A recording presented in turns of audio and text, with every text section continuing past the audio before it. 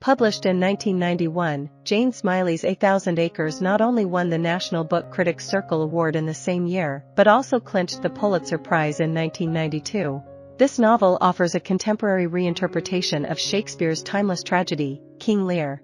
While the original play revolves around the titular king and his daughters competing for his kingdom based on flattery, A Thousand Acres transports the narrative to an aging Iowa farmer, Larry Cook, and his three daughters, Ginny, Rose, and Caroline. Larry's decision to incorporate his sprawling 1,000-acre farm and bestow joint ownership upon his daughters and their partners sets the stage for the family drama. Deviating from the perspective of the elder Cook, the novel adopts Ginny, the eldest daughter, as the narrator. Ginny's neutrality in the family dynamics becomes pivotal, given her role as the storyteller. Despite being the oldest among her sisters, aged 36 at the start of the novel compared to Rose's 34 and Caroline's 28, Ginny often assumes the mindset and actions of the youngest. Struggling with infertility after several miscarriages, she takes on the caretaker role within the family. Larry Cook unveils his decision to pass on the farm during a pig roast hosted by the neighbor, Harold Clark, celebrating the return of his prodigal son, Jess, who had been evading the draft in Canada.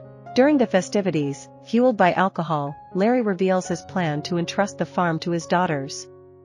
However, Caroline is later excluded from the arrangement due to her apparent hesitancy.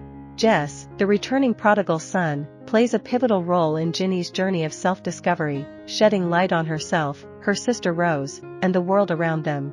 Following Larry's announcement, the novel delves into his descent into madness, a central thematic element. Larry becomes increasingly erratic, with his temper reaching unprecedented levels. His actions, such as purchasing new kitchen cabinets and leaving them outside or crashing his truck while intoxicated, become sources of concern for Ginny and Rose.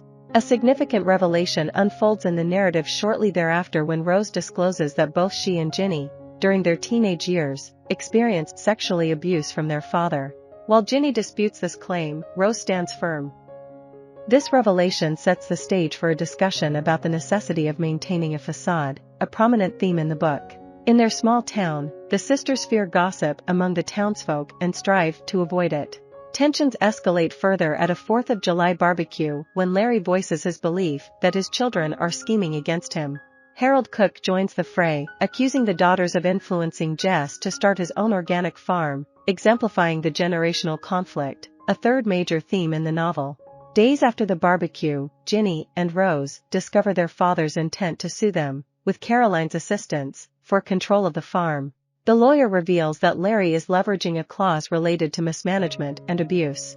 Despite the legal pressure, the farm becomes profitable, allowing the sisters to settle their debts ahead of schedule, leading to a favorable outcome in the lawsuit. Subsequently, Ginny conveys her share of the farm to Rose after moving away. Later, she learns of her father's death shortly after the lawsuit concludes. Rose contacts Ginny, revealing her cancer's return and requesting help with her children. Following Rose's death, Ginny and Caroline meet at the farm to divide the remaining assets, resulting in a heated argument and Caroline's departure. Ginny proceeds to auction off the family possessions. The narrative not only draws inspiration from King Lear, but also aligns character names closely with Shakespeare's, such as Larry representing Lear, Ginny as Goneril, Rose as Regan, and Caroline as Cordelia. This parallel reinforces thematic elements shared by both Shakespeare and Smiley in their respective works. I hope you enjoyed this video. Leave a like if you did, and be sure to subscribe. Thank you.